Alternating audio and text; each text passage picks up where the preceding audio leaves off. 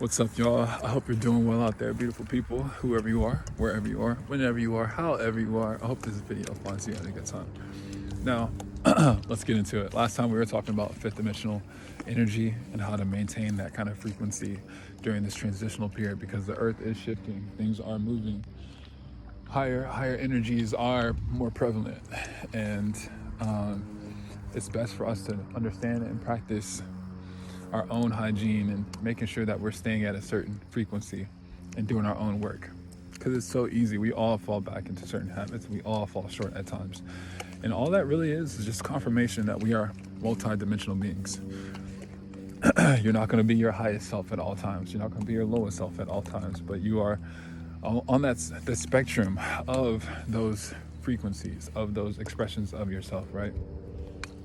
So, here on the third, there is a lot of separation. There's a lot of energy being used just to make things happen, right? In order for me to hear a bird chirping, that bird needs to have parents. Those parents need to have had to spend weeks, making a nest and bringing and feeding that bird every single day and making sure that that bird did not get attacked. And that bird also has to eat and pee and poop and all that stuff in order for me just to hear it chirp, chirp, chirp. Right? In order for the spirit to give me a sign that, hey, a bird's chirping at you. All that needs to happen. Even for me too, as the listener, I need to have food every single day. I need to be in the right state of mind. Blah, blah, blah, blah, blah. But on the spirit realm, on the higher realms, all these things aren't necessary. You don't need all these energetic transactions in order for things to exist. The meaning is already there. The symbol is already there, right? So, aspects of our soul already understands these aspects of our existence, right?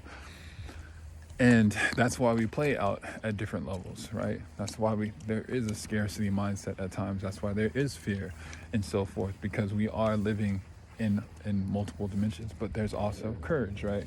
There's also a lot of higher principles that also exist here, as well as love and so forth, right? So staying in these frequencies, understanding these frequencies, and knowing where those little pitfalls is a pivotal thing at this time, because we all fall short. Now, let me help with a few more things, right? So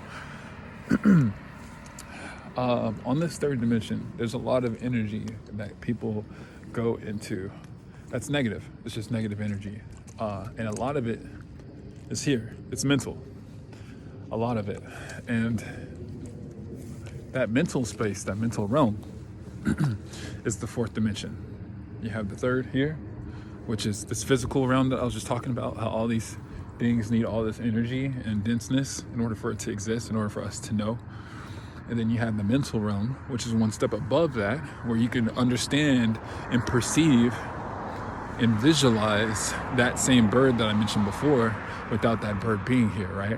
In my mind, I can draw it, I can see it, I can hear it, right? You can too. If you close your eyes and imagine what a bird would sound like, you absolutely can, right? And you won't need that bird to have all those resources like I mentioned before. Now, that's us going from the third to the fifth. Your mind is that tool that's allowing you to understand how these things work, right? However, there are pitfalls in the fourth dimension, because there are entities that exist in the thought realm, that exist in the mental realm, that are one level above here. And that's their greatest strength. And they can't go beyond that, because in order for them to go beyond that, they have to surrender to unity consciousness. And a lot of these negative energies, that is the last thing they're going to do, right? They'd rather have you surrender before they do.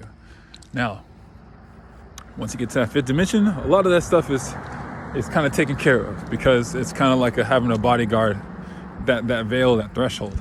However, their biggest power over you is for you not to get to that fifth dimensional state. It's for you to be in this third dimensional state, and for them to stay one state above you and use fear and use scarcity and use a bunch of different tactics that are all up here to keep you down here. So anytime you get closer to there, you're like, oh no, wait, I need to come back. I need to come back to something more familiar. and you want that scare, that scarcity and being scared, all these things, wanting to keep you in that state. That is their biggest trick. That is their biggest game, is to beat you in your mind, right? To have you use your mind against you and not to elevate, to put the lid on the bottle and not let that water go back to its source. Really, I can end the video there. If you know, you know. And that's what I'm here to do. I'm here to help y'all get past that jump of that forest, the valley, shadow of death. It's just a reflection of yourself, ultimately. Now, on the third, there's a lot of stuff here with shame and blame and guilt that has been plaguing us for eons, generations, right? That even to this day, people feel ashamed of certain things or certain things that have happened in their past that were out of their control or maybe in their control. And the blame for those things as well upon other people and so forth. And the guilt and all of these things, right? All these are very dense energies. And a lot of times, a lot of humans feel like this is a part of our experience. And this is a righteous thing, shame and blame. Like these things are natural for a reason. We should feel shame. we should be able to blame the devil or other things for how things are and what's wrong in the world. But ultimately, when you get to the higher levels, you'll understand a lot of this is folly. A lot of this is just a trick. It's like a reverse psychology kind of thing. To kind of keep you in that same bubble of duality of looking at something else like it's not you. Because that's what they want. They want you to not think that they are an aspect of you, because that's only going to make them feel more confident that they are not in the same thing that we are all in. It's like a star looking out at the other stars and being like, oh no, I'm the only star here. All of these little specks are just little specks. But from right here, I'm the only one that's alive, It's just like a little analogy. However, the shame, the blame, all of these things, the only person who would really want you to feel shame or blame or any of this stuff is a lower energy, right? Is what you would call the devil, right? God doesn't want you to feel ashamed. He doesn't want to blame you for stuff. Those energies are so low. Like the unconditional love does not deal with shame. Those two things are not in the same direction. But people have been tricked to think that they are. And so we're on this whole ego trip of wanting to be accepted and wanting to prove ourselves and so forth. When it's already done. It's already done. How long has consciousness been conscious? Come on, y'all. It's way bigger than just your lifetime. It's way bigger than just the past couple decades or centuries. This thing has been going on for a long time, y'all. Don't even look at me like a human. I promise you. This is just a vessel. So I'm just here to say that there's a lot of weight. There's a lot of weight that we put on ourselves that is going to keep us locked into a lower state. And we have to let these things go. We have to put the gun down. We have to stop blaming people and shaming ourselves and blaming ourselves. Because that's not how God moves. That's not how God moves. God's not about that. That's not the world that we're in. Because we're not going to get anywhere like that. It's about forgiveness. It's about love. It's about, that tomorrow, that fresh slate, second chances and so forth. Obviously not being exploited. It's about self-respect for sure. Your ancestors are going to teach you that one way or another. But I'm saying that just to say, hey, this is another little quick tips on how to stay in the right lane and to kind of mind your own self, because a lot of times we are making our own problems.